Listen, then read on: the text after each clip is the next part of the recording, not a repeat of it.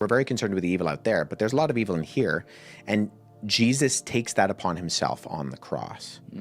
And I think when I study world religions, what I find interesting is that all world religions amount to either an aspect of mercy or justice.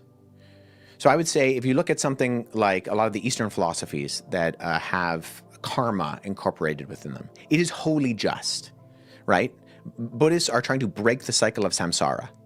They're trying to. So samsara is the cycle of birth, life, death, and rebirth. Okay. So the purpose of Buddhism is to seek enlightenment in things like the Seven Noble Truths, the Eightfold Path, in realizing that it's your attachment to desire in the physical world that is rooting you in that system. And that when you realize that you can release desire, then you can become one with the universe, right? So they're seeking to destroy the self in that sense. But the system that operates on that in karma is just. Same thing in terms of its iteration within Hinduism.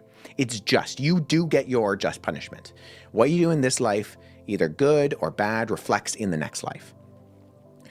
Whereas I would look at Islam as one that is merciful in the sense that every chapter of the Quran, except for one, starts off with this phrase, Bismillah, God the most benevolent, the most merciful.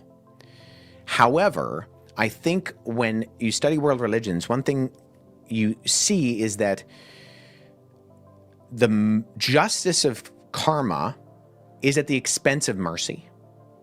And the mercy of Islam is at the expense of justice. Wait. The justice of karma is at the expense of mercy. So mercy is not getting what you do deserve.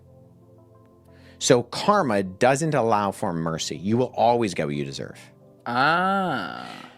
Islam, the God of Islam, forgives, but I would argue that he forgives arbitrarily in that his law is not accounted for.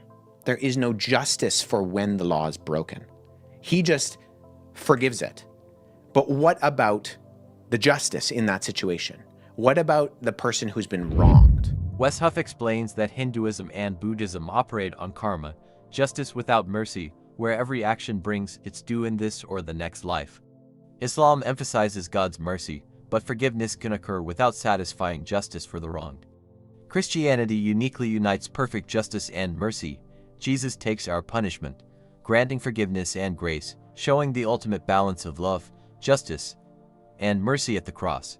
What about in Christianity, though?